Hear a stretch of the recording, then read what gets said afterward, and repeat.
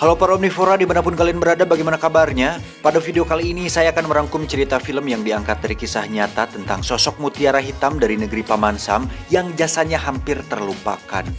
Dia adalah Malcolm X, salah satu pahlawan HAM dunia yang berhasil mengangkat martabat ras kulit hitam, sekaligus menghentikan diskriminasi rasial dari ras kulit putih yang berlangsung di Amerika hampir 5 abad lamanya.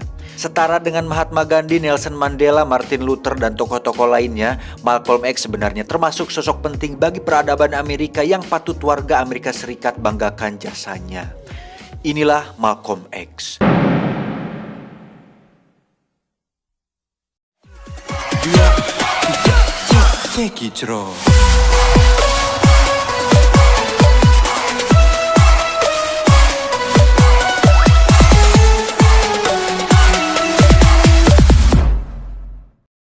Dikisahkan pada masa kecilnya di mana Malcolm X hidup di tengah-tengah tekanan diskriminasi rasial terhadap warga kulit hitam yang menjadi realitas sosial masyarakat Amerika Serikat skala itu. Tak tanggung-tanggung rumah keluarga Malcolm dibakar habis oleh kelompok Kristen fanatik yang bernama Ku Klux Klan yang tidak menghendaki ada orang kulit hitam yang tinggal di daerah mereka. Bahkan tidak hanya itu, ayah Malcolm juga mereka bunuh dengan cara yang keji, yaitu diikat hidup-hidup di rel kereta api. Di sisi lain, Malcolm kecil juga terpaksa harus mengubur cita-citanya untuk menjadi seorang lawyer, padahal dia adalah siswa terbaik di kelasnya. Alasannya kenapa? Karena lawyer adalah profesi elit yang hanya pantas disandang orang dari kalangan kulit putih saja. Hingga saat usianya menginjak dewasa, alur kehidupan Malcolm muda ini terkesan suram dan sangat barbar.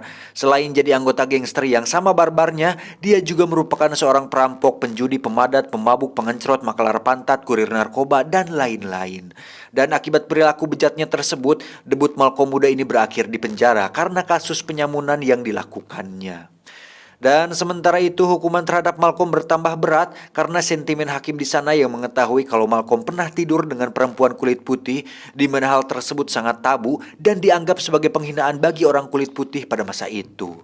Akan tetapi penjara inilah yang kemudian merubah jalan hidup Malcolm setelah dia bertemu dengan Baines, seorang muslim kulit hitam dari organisasi Nation of Islam yang menyadarkan Malcolm tentang jalan hidupnya yang keliru dan memperkenalkan Islam sebagai sebuah cara pandang baru. If you take one step toward Allah, He will take 2 steps toward you. Setelah sekian lama bergaul dengan Baines, Malcolm pun menerima cara pandang yang disampaikannya hingga kemudian dia menyatakan masuk Islam dan bergabung dengan organisasi tersebut.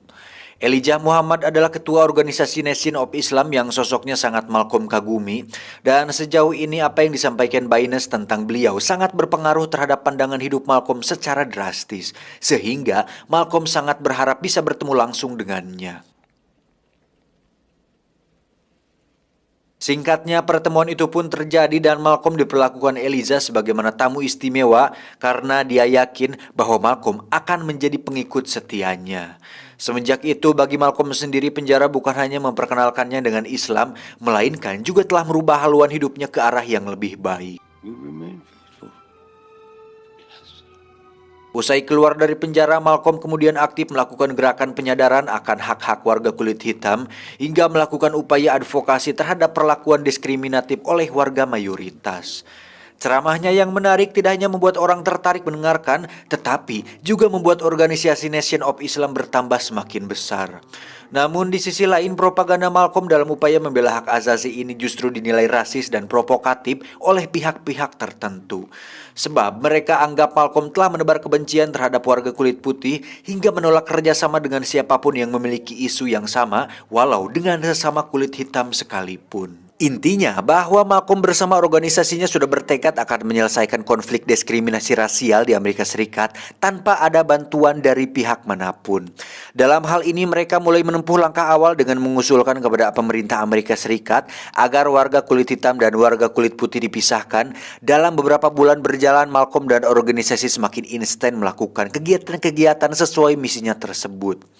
Tetapi sejalan dengan itu, Malcolm dikejutkan dengan situasi yang menurutnya adalah sebuah kenyataan pahit, di mana Elijah yang selalu dia jadikan panutan berikut Nation of Islam, tempat dia bernaung, ternyata sudah menyimpang dari tujuan semula. Organisasi besar yang dikenalnya tersebut diam-diam ditunggangi oleh para elitnya untuk memperkaya diri. Celakanya bukan sekedar berbelok dari tujuan semula, akan tetapi sudah berseberangan dengan kaidah-kaidah Islam yang sebenarnya. Sebagai seorang muslim pembela hak-hak warga kulit hitam Amerika, Malcolm seperti memegang teguh ide Islam transformatif, di mana dia terus aktif melakukan transformasi sosial di tengah realitas yang menyimpang. I say it's justice. Dalam kondisi seperti ini, Malcolm X lebih memilih keluar dari Nation of Islam untuk lebih mendalami Islam dan memperbaharui cara pandangnya. Malcolm pergi ke Mekah untuk melaksanakan ibadah haji. I intend to make a pilgrimage or holy journey to Mecca. Ketika melaksanakan haji inilah Malcolm mendapat pengalaman hidup yang tidak pernah dia dapatkan sebelumnya, karena di sana dia bisa berkumpul bersama dengan warga dunia lainnya tanpa memandang perbedaan warna kulit dan ras. Hingga pada suatu kesempatan Malcolm bisa makan dan minum bersama orang kulit putih dengan memakai tempat dan gelas yang sama.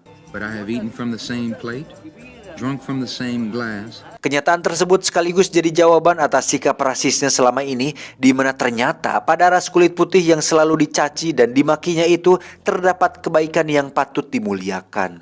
Now my first concern of course is with the group to which I belong.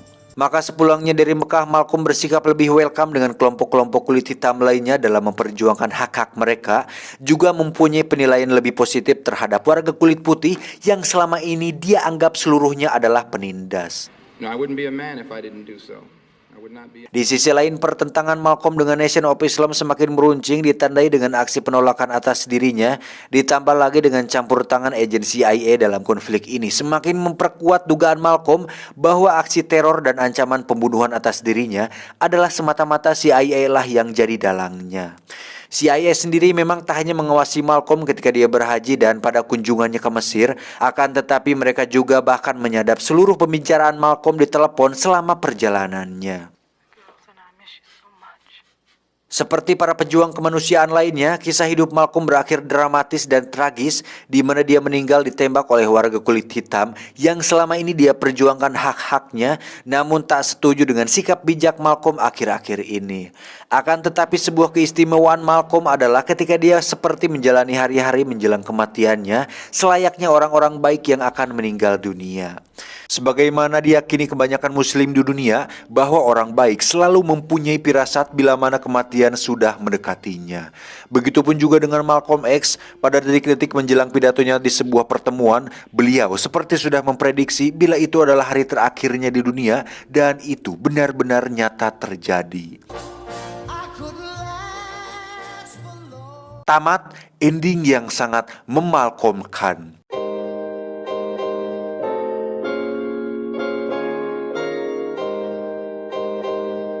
Latar belakang film ini ngeri memang, ditambah dengan beberapa cuplikan masa lalu yang semakin menambah rasa keaslian kisahnya. Entah video ini akan aman untuk melalui proses editing karena terjadi sedikit sedikit konteksnya itu agak berat gitu, takutnya dikecam. Entahlah, hanya editor yang menentukan apakah video ini layak tayang atau tidak. Kesimpulannya, perlakukanlah manusia sesuai fitrahnya dan jangan menghakimi mereka dari apa yang kalian saksikan, karena apa yang menurut kalian jelek belum tentu menurut Tuhan. Saya John beserta jajaran direksi mengucapkan terima kasih dan sampai jumpa di video selanjutnya. Adios. Kolak Hui, New York City.